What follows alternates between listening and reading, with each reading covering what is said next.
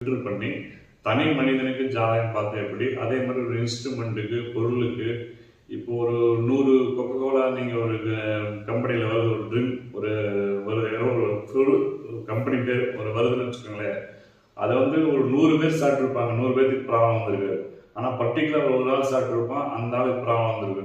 அது ஏன் ப்ராப்ளம் அந்த ஆளுக்கு வருது அப்படின்னு கேட்டிங்கன்னா, இங்கே தான் அந்த சொல்கிற தனி மனித ஜாதகம் எடுக்கணும்.